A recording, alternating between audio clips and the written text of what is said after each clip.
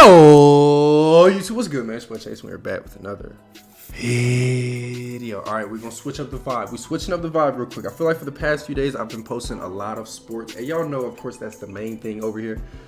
But I gotta show some versatility. You feel me? So we got 4 most disturbing moments caught on live stream footage. We back to the scary shit. We're back to the disturbing shit. So get ready. Make this shit as scary as possible. Turn your volume all the way up. Lights, turn them off. And yeah, hey, if you did not watch my reaction to the Drewski Could Have Been Love show, go watch that, bro. I can't lie, that shit was crazy. Also, another announcement. In approximately 6 days, I will be sparking up my first ever official Twitch stream. Next Friday will be the first stream ever. You're not gonna want to miss that, bro. Tune in, you feel me? Mind you, this is new. This is gonna be new to me.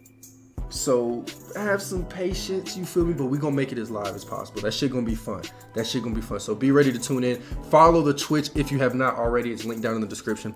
But enough yapping. Let's get it. On the 26th of August 2018, the gaming bar Good Luck Have Fun in Jacksonville, Florida was holding a Madden NFL tournament. It was day 2 of the competition, and the venue was packed with over 150 competitors and spectators filling the space. The whole thing was also being streamed live on Twitch to a global audience. Unbeknownst to everyone watching, the live stream was about to come to a sudden, tragic end.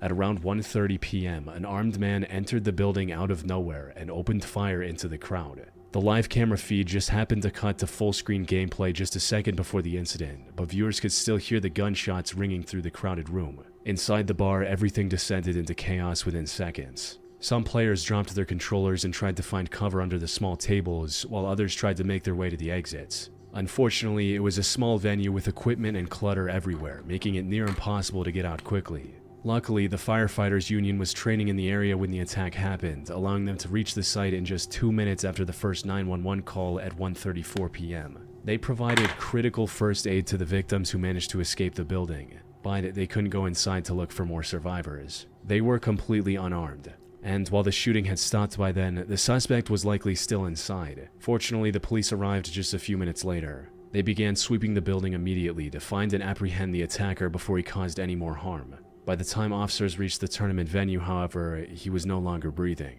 Inside, officers found the remains of 3 people, 2 of which belonged to the victims, 22-year-old Elijah Clayton and 27-year-old Taylor Robertson.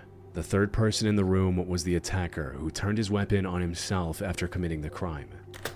Of course he did. I can't lie to you, bro. That's some pussy shit, bro. How you gonna take lives and then just kill yourself?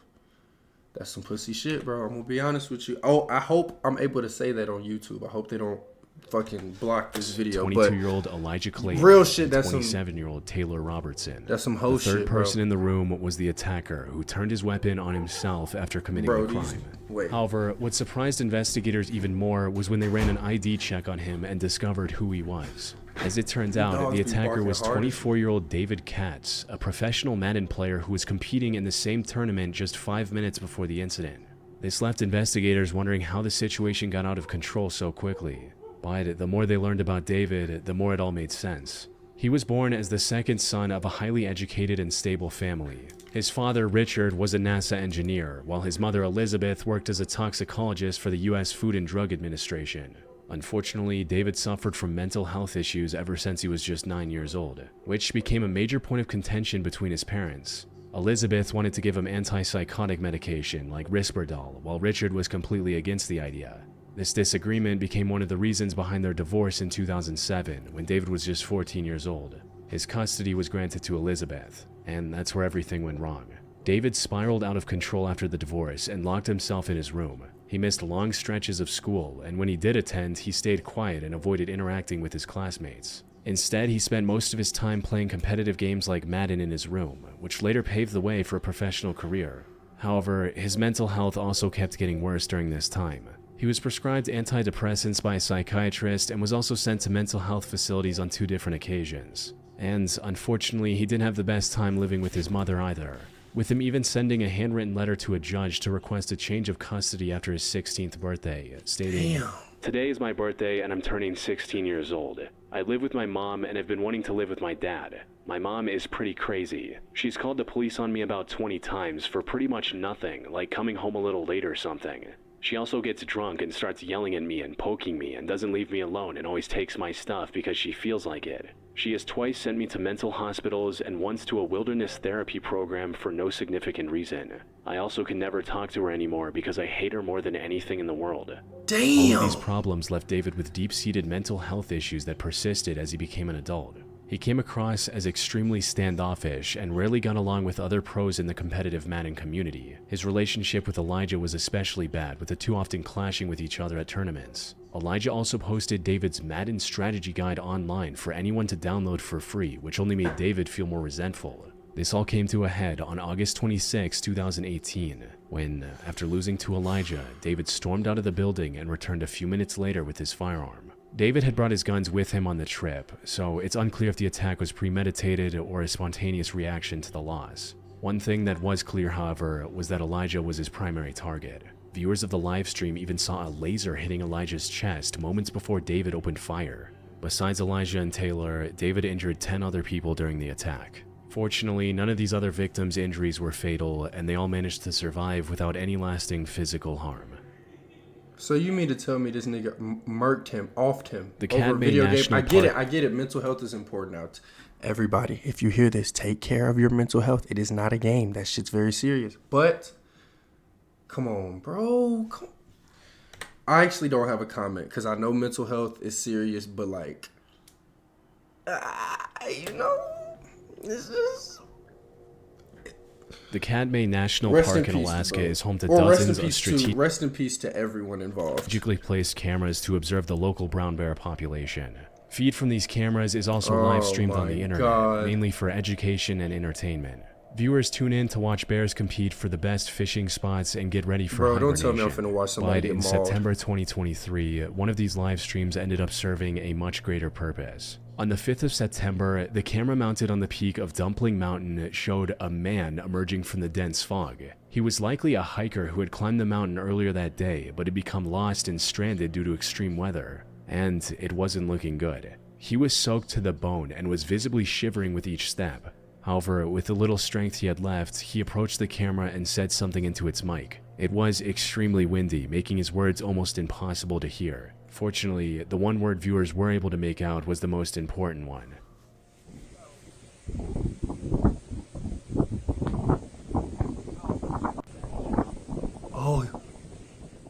Viewers contacted Explore.com, the company that operates these wilderness cameras, prompting an immediate search and rescue mission for the hiker. But here's the thing, this whole incident was nothing short of a miracle. It was already incredibly lucky that the hiker spotted the camera in the dense fog. But not only was this camera live streaming the footage on the internet, it also had 19 live viewers. He could have easily missed the camera entirely, or the live stream could have had no viewers, since there wasn't that much happening on the mountain at the time. And if that were the case, the chances of him surviving would have been close to zero. First was the threat of hypothermia. Even in September, temperatures on Dumpling Mountain can drop to near freezing, especially when accompanied by wind and driving rain. Being wet was also a death sentence, as water strips body heat 25 times faster than air. If he was somehow able to keep moving despite these limitations, he faced the second risk, the terrain. The slopes of Dumpling Mountain are steep, rocky, and in this instance, wet and slippery. One wrong step in the fog could have resulted in him falling down a ravine and possibly suffering a fatal injury. And with no cell service on the mountain, he had no way of contacting emergency services. Damn, it is crazy. However, the most terrifying risk was the was wildlife. Katmai is home to one of the densest populations of brown bears on the planet. In September, these bears are in a state called hyperphagia, which is a biological drive to eat as much as possible before hibernation. They are active, focused, and most importantly, aggressive. A lost hiker stumbling through low visibility terrain was not a good combination. Luckily, he was able to avoid this grim fate entirely. Rescue workers reached the camera's location within a few hours, giving the hiker a second chance at life. All thanks to those who just so happened to be tuned into the live stream. One of the unsettling things about live streams is how unpredictable they are. There's no editing, no pause button, whatever happens, happens in real time. And unpredictability isn't just something we see online. Real life has its own version of it too. Sometimes Oh, things this show is up an when you're ad. not for it's pushed to the background. It's not that it is free is. Yeah. He almost had us in the first half. I'm not gonna lie. 9 a.m. 30-year-old DeMonte Sherrill went live He on almost had us. Facebook Wait, in 23 at around 9 a.m. Let's rewind. On the morning of May 18, 2023 at around 9 a.m., 30-year-old DeMonte Sherrill went live on Facebook. However, the purpose of his live stream wasn't to entertain his viewers or make money. Instead, this was his way of saying goodbye to his family while trapped in a hopeless situation. The day started off like any other for DeMonte at his construction job on Liberty Road Drive in Charlotte, North Carolina. He was assigned to the 6th floor and got to work not long after clocking in. Things were going smoothly until around 9 a.m. when someone started putting in the foam insulation on the ground floor. This foam mixture was created on-site by mixing 2 different chemicals in a machine. Unfortunately, the foam caught fire from a stray spark, which quickly reached the main apartment building. And since most of its wooden frame was still Wait. I'm sorry, y'all. I'm sorry. I don't think I'm really keeping up as well as I can. I need to hear all of that over. Foam insulation on the ground floor. This foam mixture was created on-site by mixing 2 different chemicals in a machine. Unfortunately, the foam caught fire from a stray spark, which quickly reached the main apartment building. And since most of its wooden frame was still fully exposed, the fire spread faster than anyone could have imagined. The entire building was covered in thick black smoke, with parts of the flame reaching 2,000 degrees Fahrenheit. Around 100 workers on the lower levels were able to escape the building before it became this intense. See, the firefighters, bro, they not locked in. They got to get their hoses and, you feel me? Like, you got to get aim. They just looking at it. They just looking at it. You gotta. Hence, over 90 firefighters were also dispatched to the scene, allowing them to save 15 more people from the fire. If only I was there, man. DeMonte and his coworker Ruben Holmes were not among the lucky ones rescued. The only way down to the lower floors was covered in thick, pitch-black smoke, making it impossible to see or breathe. All they could do was wait for help to arrive, something that was looking more and more unlikely with each passing minute. So, with no other option, DeMonte took out his phone and started live streaming to his family and friends on Facebook. No. Yo, I'm at South Park right now, at work, and the building on fire, and I can't get out. It's getting harder and harder for them to see us. This was both a way to plead for help, as well as a potential final goodbye to his loved ones. Although, he hadn't lost all hope just yet. No, he gonna make it, y'all. He gonna make it. I got faith. This nigga go. Yep. Do all of that. Yep. He gonna make it, nigga. Come on, you just gotta fight. That's it. Somebody send help. We're at South Park. Help! Sadly, the fire surrounding DeMonte and Ruben was too strong for firefighters to do anything. After burning for multiple hours, the building eventually collapsed under its own weight, resulting in both DeMonte and Ruben losing their lives. Later investigations found contractors and developers guilty of not following fire safety guidelines. However, they were let off the hook after paying only a few $1,000s in fines. A GoFundMe. They was let what? I think I heard this. They was let off the what? All they had to pay was a few fines. What you mean by that? Nah, I can't be only $4,000? Or Baker Insulation will pay a fine that was reduced from $60 to $50. So these niggas only pay $40. They only pay $4,600, and then Diversified Insulation was only fined $31. I know you fucking lying. So in all, they was only fined like $8,000 over 2 people's lives that were lost. Me to help DeMonte's family also raised America. nearly $8,000. I mean, what can we amount of say? That's fines or fucking America, right? compensation could make up for the loss of a father of 4 and his coworker Ruben. Nigga, $8,000. On November 22, 2016, so they're basically saying 2 of these, those 2 niggas' lives was worth $8K in all. Live on Facebook from Jackson, Michigan. He appeared heavily intoxicated from SS1. alcohol and potentially other harder drugs. We got a SS1, He was also yo. extremely angry at something. However, understanding the source of this anger was easier said than done. He was waving his firearm around, drinking even more, and speaking words that were barely comprehensible. You know what's funny? I could go over there right now and pop a pig in the head. I could go pop a pig in the head. I don't even like my life. Babe, stop. Papa Pig? He talk about Papa Cop. Nigga, you do that, I promise you, you will be in jail forever. You do that shit, I'm just warning you, bro. If you hear me, you do that shit, you're going to prison forever. I don't even like my life. Babe, stop. Oh, he in the car with someone? No laws, no nothing for me. I don't give a. I got one in the chamber right now. Baby, stop. I have no problem. Baby, stop. From what the viewers were able to gather, Anthony was mad at his younger brother, Noah. There was already a lot of tension between the two ever since Anthony's parents kicked him out of the house. But then, Noah apparently sent a threatening message to Anthony, which sent him off the rails completely and resulted in the Facebook live stream on November 22.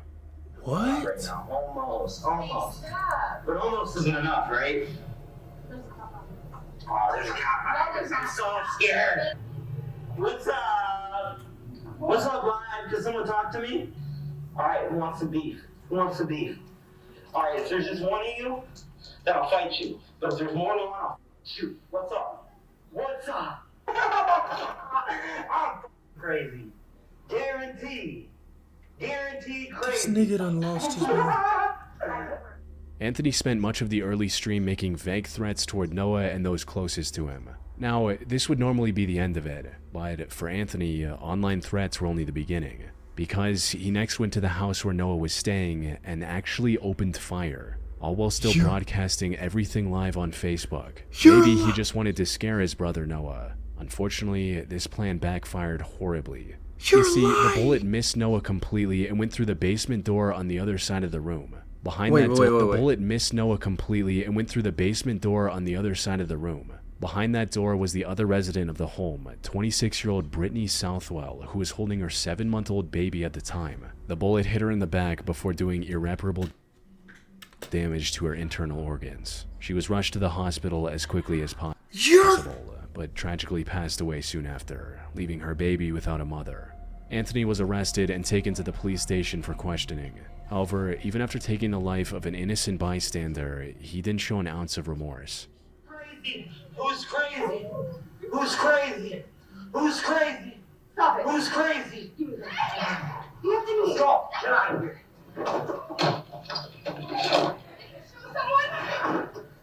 Someone? You're dumb. You're being dumb. What's up? What's up? Sitting here. Lock him up. Yeah, lock his ass up, bro. He going went to as far as prison to say that he forever, could bro. have killed Shit everyone to in talk that about. house if he wanted to during interrogation, as if that somehow justified or excused what he did.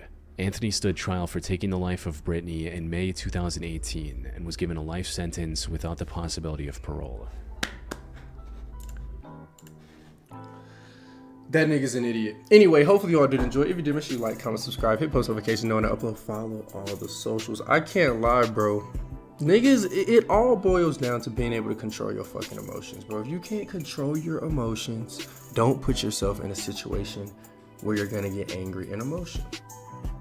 Like, come on, man. You feel me? Come on. You feel me? But, yeah, that will indeed be it.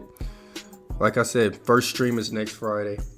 Tune into that, man. Tune into that. Follow.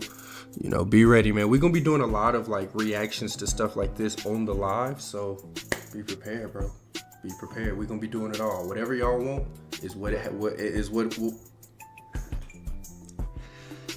y'all want. That's what we'll do, man. Like I said, hopefully y'all did enjoy. And yeah, that will indeed be it. So make sure y'all keep that. Make sure y'all stay dangerous.